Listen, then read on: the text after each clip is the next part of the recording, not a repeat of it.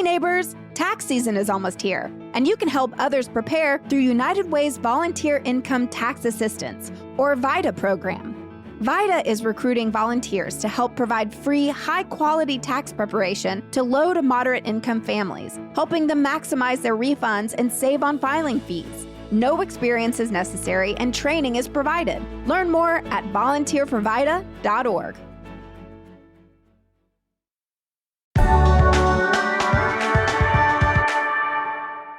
Today on CityCast Nashville, we are wrapping up the year in music with NPR music critic Ann Powers. We're going to get into the most hyped Nashville artist and album of the year, the biggest breakout stars, and which genre is really on the rise in our city. Oh, and joining us too is our producer and local musician Daniel Sumstein, weighing in on a few of his favorites of his own. It's Monday, December 15th. I'm your host, Marie Cecile Anderson, and this is what Nashville's talking about.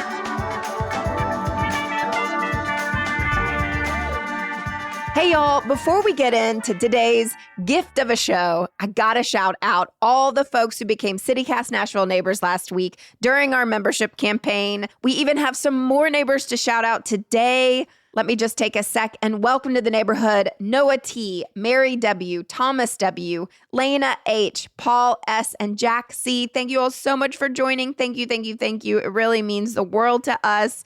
And folks who have yet to join CityCast Nashville Neighbors, there still is time. You can join today at membership.citycast.fm.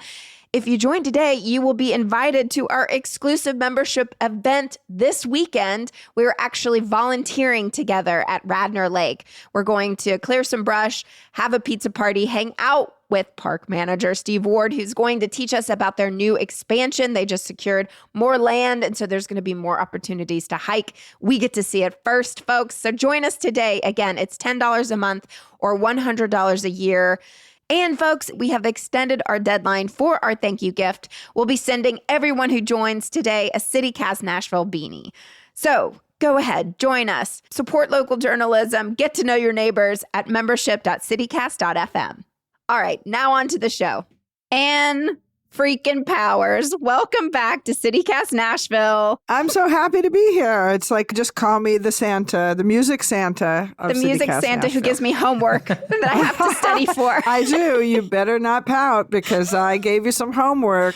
Do you get coal in your stocking or did you listen to the music? Well, I might have cheated a little because I brought in our producer, Daniel, who is also a local musician Daniel. here in Nashville to help out as so well. So great to meet you. Always fun to meet another music fan. So let's get to it. Let's talk about the great music that Nashville offered us this year. Where do we begin? Should we start with kind of the biggest trendsetter in Nashville? Yes. I really think this was the year of Hayley Williams, both in Nashville and beyond Nashville.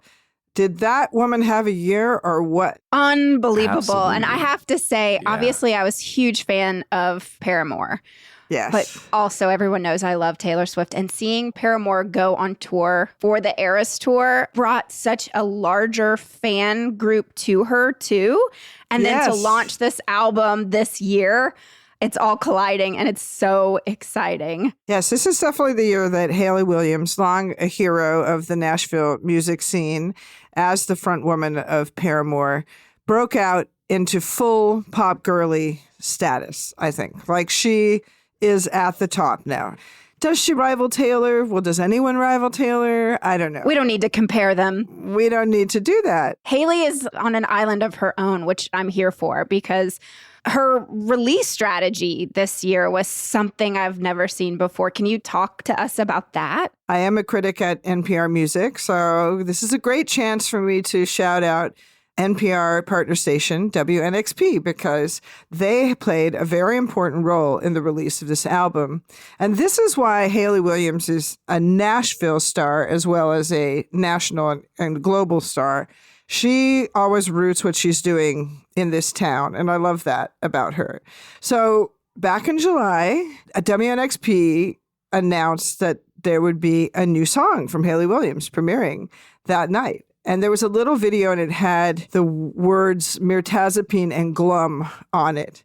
And those turned out to be the song names. And in fact, they did have the premiere of those songs right here at WNXP in Nashville, which is so fabulous. I love that. And then she offered the record as a mixtape and sort of said, hey, fans, do what you want with it. Like, arrange the songs in the way you want. Think about this record in the way you want. She was actively fighting the kind of major label, well laid out release that she had endured many times before. And this was a way of her confirming, I am now completely in charge of my career. I think you also saw her take control of her touring side of things by when she announced the tour. It was like, get your pre-sale codes. These shows are likely going to sell out because we're not allowing resale or transfer of tickets. Yes. Which is so admirable. Marie, I know you and I both tried to get tickets to our Ryman shows and they sold out immediately. Yeah. In seconds. This is something more and more artists are doing. I think Olivia Dean, the R&B star, recently also did something similar where she fought back against resellers. Hayley is making sure that her fans don't get ripped off. Now, some people, I saw some chatter out there complaining that she wasn't playing bigger venues, but I think this is also part of her strategy. Like, she is thinking of herself as a long-term artist. She wants to present these songs in certain environments, and everything is all in the service of maintaining and carrying herself forward in this independent, totally self-possessed way, and in a way, as you're saying, Daniel, that works for the fans. This is the other thing about this record. It's called Ego Death at a Bachelorette Party, and it did actually come out a little while later as an official album after existing in that mixtape space for a little while. And this is such a big swing. She and her producer, Daniel James, are trying on different sounds, trying on different, ways for her voice to work. There's moments when she's basically rapping. There's a lot of kind of pop production, but definitely some of that classic rock sound that we know Hayley Williams for as well. And then the themes on this album, there are songs about claiming control over her life. There's definitely songs about saying goodbye to bad romance, saying hello to good romance. But there are also some critiques of Nashville on this record. She has a song called True Believer, which is talking about her community down in Franklin, Tennessee, where, of course, she came from there. And the hypocrisy she believes exists in those communities sometimes. And also my favorite song, Ego Death at a Bachelorette Party, the title song. That is such a freaking great song. And this is how she got into beef with Morgan Wallen. Yeah. I mean, Morgan Wallen hasn't really responded. So is it a beef if the tree doesn't fall in the forest? I don't know. But in that song, she has a line about how it's a funny song, and it's a song that pokes fun at herself in a way. The hook is, I'm the biggest star at this racist country singers bar. And she's talking about doing karaoke, talking about like sizing herself up and recognizing her own ego. But just that line, this racist country singers bar, of course, everyone was like, which one? I mean, take your pick, right? So, but she did later, in an interview with Stereo Gum, say it is Morgan Wallen. And she's just like out there saying this stuff, and she's speaking truth to power in her own inimitable way. And that is why I love the album so much, because if you're given your voice and your platform, and she's worked so hard for it, yes, she's using it in this moment in history to, say what she's saying that really, I think, is influencing millions of people around the world. So all eyes are on Nashville. All eyes are on the South. Let's just take a listen now to Hayley Williams. I'll be the biggest star at this racist country singers bar. No use shooting for the moon. No use chasing waterfalls. I'm the biggest star at this racist country singers bar. If you had to choose one Nashville release that felt like the city this year, both culturally and musically, what would it be and why? This is a record by a young country singer. Her name is Carter Faith, and it's called Cherry Valley. Carter Faith is from North Carolina, but she did make the record here in Nashville. And she's kind of gone through the typical journey of a young ingenue woman in country, working with a lot of different songwriters and fashioning her image. But she and her producer, Topher Brown, have really fashioned a fascinating image for her and a fascinating sound. It's very retro. I think it, has a lot of the flavor of kind of late 60s, Nancy Sinatra maybe, Bobby Gentry maybe a little 90s Shania thrown in there too, I'm going to say. And this woman can sing the hell out of a ballad. I mean, she has a huge voice. She has an incredible song called If I Never Lost My Mind that is just, it gives me chills. But then she's also super funny. And Marie, you asked, like, how does this typify Nashville?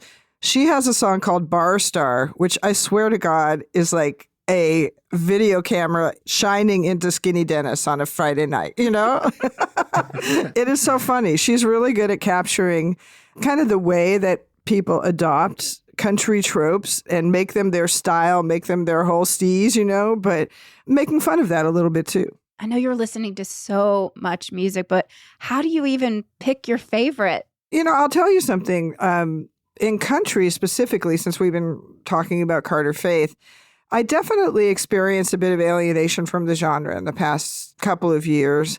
And it was hard to pick favorites. I mean, I think the formulaic nature of a lot of mainstream country started to get to me. And also, frankly, the way that a lot of the most talented artists didn't seem to be able to catch a break, especially women. But in 2025, we've seen a shift in country, and that's brought me back to the genre. I mean, at the top, we have somebody like a Zach Top. He's a traditionalist, kind of in that George Strait mold. His songs are substantial. They're not just style. But then I would contrast him, or maybe connect him, to an independent artist like Charlie Crockett, who also, he's a Texas artist, but I consider him kind of an adopted son of Nashville. And he had a breakout year too. And these guys who are bringing back the traditional sound. And then I mentioned Carter Faith, and there are women who are doing it too, either very much in the mainstream, like Ella Langley, Lauren Watkins, and of course, Lainey Wilson, who's at the top now. Having these artists who are just projecting integrity helps me relate, I guess, to country. It feels fresh again with these artists breaking through. Yeah. And I think part of that freshness is we're starting to see like a much younger wave of country performers. Yes. Another one that comes to mind is Vincent Mason. Oh, yeah. And I know that he's problematic, but like Zach Bryan seemed to have kind of been the catalyst for this in a way. Yeah. There's just this rising tide of young country artists, which is great to see. And maybe this is a point to mention Jesse Wells, who had quite a year. He's from Arkansas, but I'm pretty sure he's living in Nashville now. You would call him more of a folk artist, and he's definitely a political artist. But Daniel, to your point, I think that's what we're seeing. Someone like a Jesse Wells, who is a topical songwriter, quote unquote, singing the news, shaping a very strong image that works on social media, that works, in the viral age, but also has substance there. And I do think, I know there's been a bit of debate over Jesse too, like, is he really in it for the message, or is he in it just because it works? But I think that commitment to singing the news really speaks for itself. We're seeing it with mid-career artists too, like a Tyler Childers, for example, who had a fantastic release this year. And to me, Tyler is the standard bearer for integrity, I think, in Americana or country music, as he would call it. We're going to listen to some Zach Top as we go out. But when we come back, we're going to get into more stuff Ann Powers loves. I sleep like a baby. I never show up late for work. I don't drink whiskey. I don't know how it feels to hurt.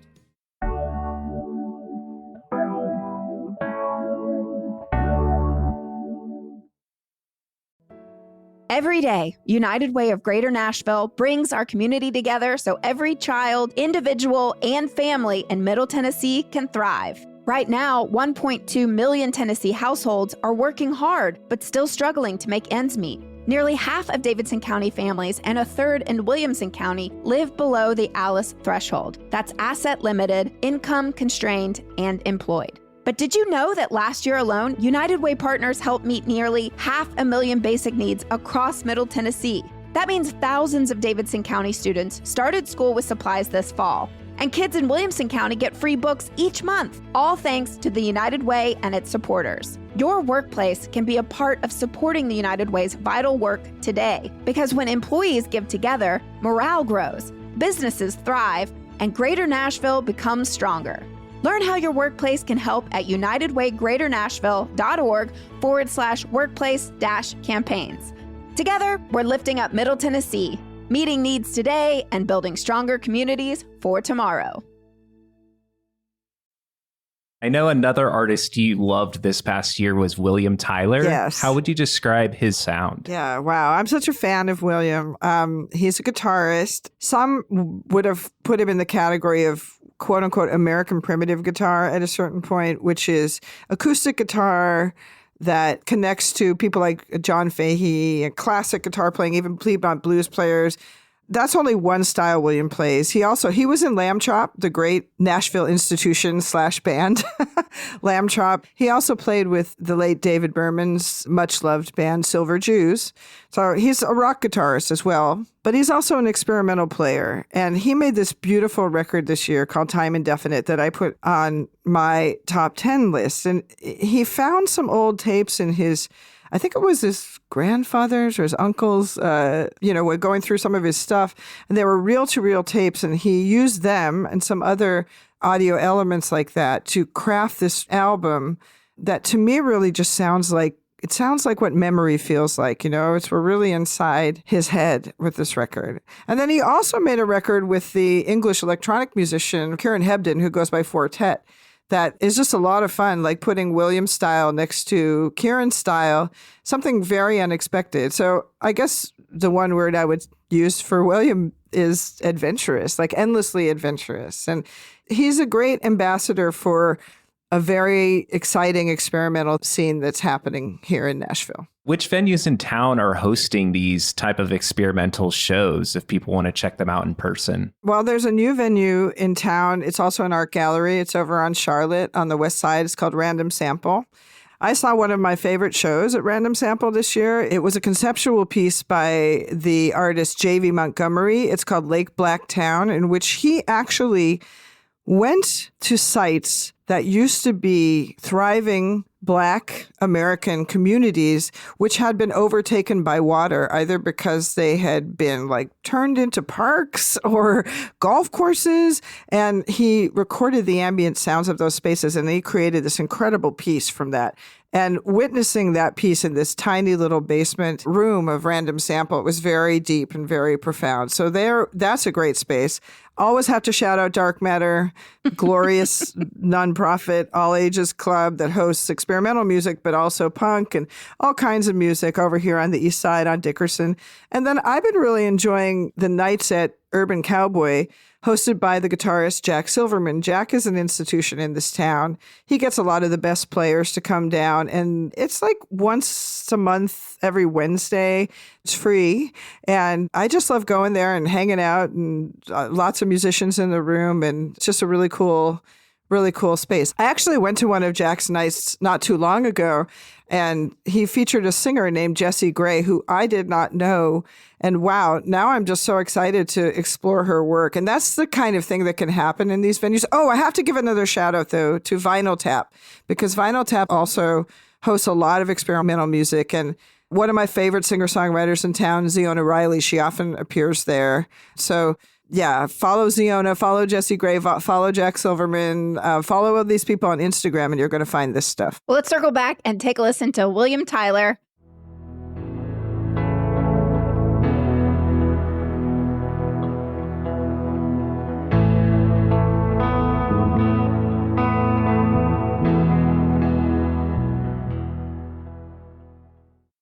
This felt like a really big year for Americana artists. Maddie Diaz was my top Spotify rap. Like, all of her music is always just constantly playing in my house. Who were your standouts? I'll second you on Maddie. I mean, she just seems unstoppable right now. And she truly is a songwriter. I think she's so beloved in Nashville and beyond. I mean, she's a huge NPR favorite as well. Not only did she release a great album of her own music this year, but she also releases some really surprising charity record. Her cover of Blink-182's Enema of the State.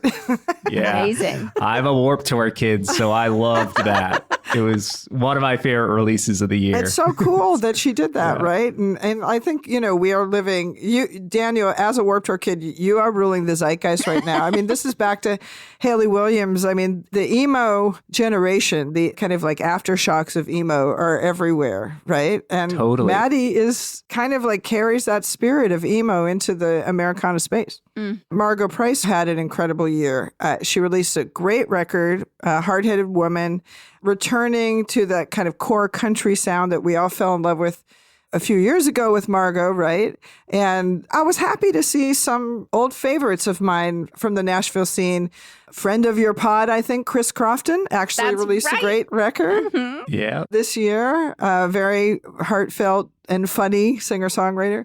And Tristan also, just a long time scene queen, I guess. I don't know. That seems to trivialize her. But Tristan is just an intrinsic important part of the music scene here. And her album, Unpopular Music, I mean, she's playing a little bit with the idea that, like, at a certain point in an independent artist's career, like, are you ever going to break through to the larger mainstream? But this album is such a wonderful, sparkling example of the kind of pop she makes. It's great. Oh, I have one more album that I must mention. It's by a singer-songwriter named Emma Swift. Do you guys know Emma? Yes, thanks to you, Anne, because because I think I mentioned her with her Dylan covers record. That's right. I love her now. Thank you. So Emma Swift, she is actually Australian, but she lives here in Nashville. She's a wonderful singer-songwriter. She's also happens to be married to Robin Hitchcock, one of the great rock artists of our time. But she released this incredible record this year. It's called The Resurrection Game. And it is a very frank exploration of her own mental breakdown that she had a while back. She went through like a really hard struggle with her mental health. And this album, it so powerfully expresses that experience, but in this like gorgeous, classic, vintage pop within that sound. It's just a great record, The Resurrection Game. So please check that out. Vintage pop, that nails it exactly. It's such a cool sound. I highly recommend folks listening. But to circle back to the big names on the scene, like Margot Price that you mentioned, or Jason Isbell and Amanda Shires, also had new records this year. Are they still the standard bearers for the genre? I think one of the great things about Nashville, honestly, is that you can have a long career and you can remain a standard bearer 5, 6, 10, 15 records into your career. That is not true of every scene and every town at all. And so, yeah, I mean, someone like Jason, he's still at the top of his game. I guess we're just going to say it. Jason Isbell and Amanda Shires, longtime Nashville power couple, divorced not too long ago. And the albums they released this year, Amanda's album Nobody's Girl and Jason's album Foxes in the Snow, both confront that experience of divorce. But in a way, this is a classic country move, right? So this is connecting our titans of Americana to like the country music tradition. They're just laying it right out there for us. And I do think they're still, key people here in Nashville, key artists, beloved artists, and that's not going to fade. Well, we were going to play maybe Amanda Shires or Jason Isbell now, but we cannot. We have to play our friend of the pod, Chris Crofton. Take a listen now.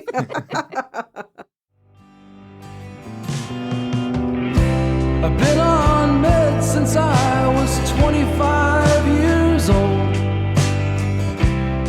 That's almost half my life.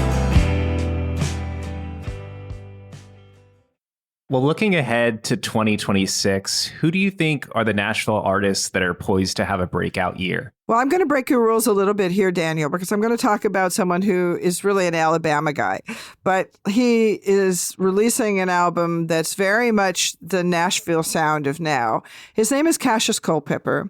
He is a Navy veteran. He is kind of a fantastic, classic Muscle Shoals style artist. He's a soul meets country kind of artist, And he has his debut album, Act One, coming out on Big Loud Records. And the album really does a great job of blending Cassius's soul side, his R&B side with, classic mainstream contemporary country sounds. And I don't know how to define Americana, but definitely he had the Americana sweet spot on some of these songs. For example, he has a song called Southern Man, which features the Americana star / blues guitar wizard Marcus King. That's a real stomper. But I want to highlight a song he recorded with Sierra Farrell. It's called Broken Wing Bird.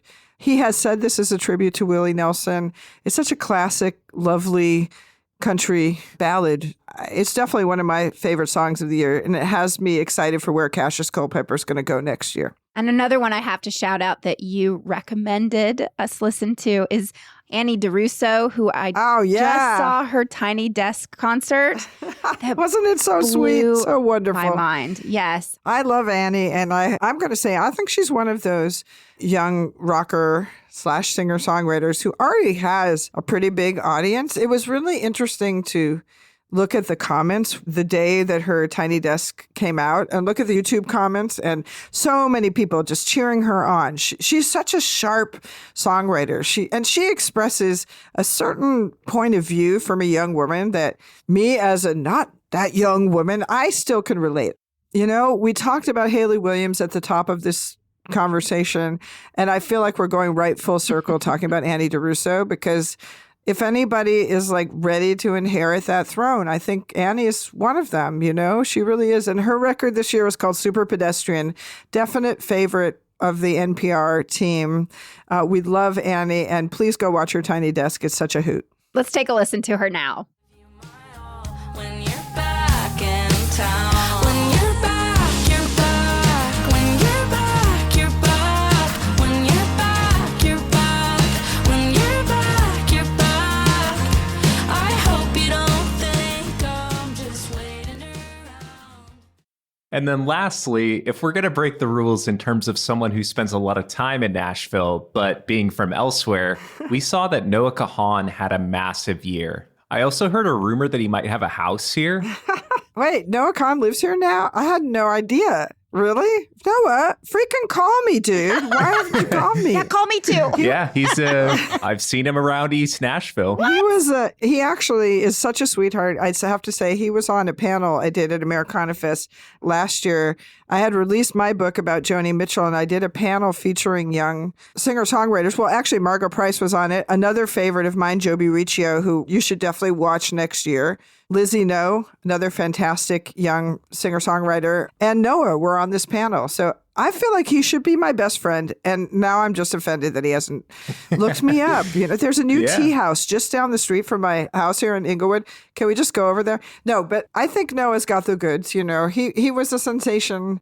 He had this moment, and it seemed like he came out of nowhere. But I know he didn't come out of nowhere, because my niece, Megan Powers, I have to shout her out. She lives in Austin, but she had been telling me about Noah since 2018. I had been tipped off early. And I think this is what you're seeing with a lot of these artists. We mentioned Tyler Childers. Let's consider him as a kind of equivalent to Noah Kahan. These are artists who, they're young, they're in their prime, but they built their careers over time through a lot of touring, becoming better songwriters, becoming better performers. And that's what I'm seeing in this era that I think Nashville should really pay attention to. It's one thing to be developed on Music Row and kind of become a product through that process, but it's another to find your audience through actually doing the work. And that's what musicians really want to do. It's very hard for musicians to make money on the road through their recordings. It's become harder and harder. And so please support your local musicians, support them, put your money in their tip jars in every way possible. That said, the good thing that we're seeing is that artists who hone their craft over time are finding their audiences, and they're hitting their stride at the right moment. I really think someone like Noah is a great illustration of that, as is Tyler, as is Charlie Crockett, as is even Margot, who is a veteran in a lot of ways, but continues to find new ways to go higher. Well, Speaking of supporting local artists, if folks want to be better at learning about and listening to new releases in 2026, what's the best way for them to do that? Well, I Tune mean, in to NPR, Music Critic, and Powers. Exactly. I mean, of course, this is where I have to plug all things NPR, but we do have two excellent public radio music stations here. We have WNXP, which of course is your one-stop shop for all the new sounds. We also have WMOT, which is one of the best, if not the best, Americana music station in the country. Check those out. I think you're going to find a lot of good stuff listening to those stations. Follow me. I don't know. Sign up for the NPR Music newsletter. I write it. Other than that, I would just say go out a lot.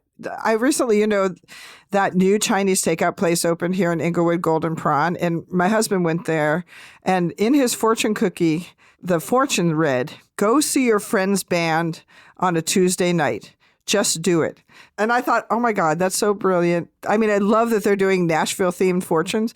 But that's the truth. Like, go see your friend's band or go see the band of someone you don't know on a Tuesday night. Ann Powers, this is so wonderful. Always unbelievable treat to have you on our show, truly. I loved it. Can't wait to have you back next year for the best of 2026.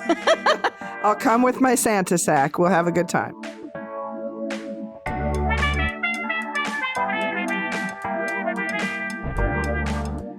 That's all for today here on CityCast Nashville. And don't forget, you can support this show and get great perks by becoming a CityCast Nashville neighbor at membership.citycast.fm.